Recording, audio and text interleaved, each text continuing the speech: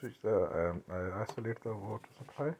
You can do it from there, from the main, and then empty the tank, and then you can start opening your nut. In this case, my tank is already empty. Just use the spanner and then use your hand to open it.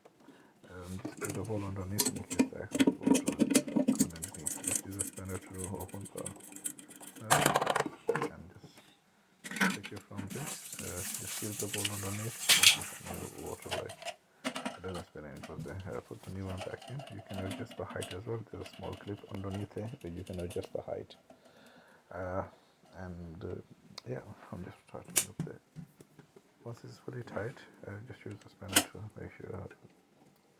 Just do the hand tight first and just use the spanner to make it fully tight, and then switch it back on everything, and that's all working.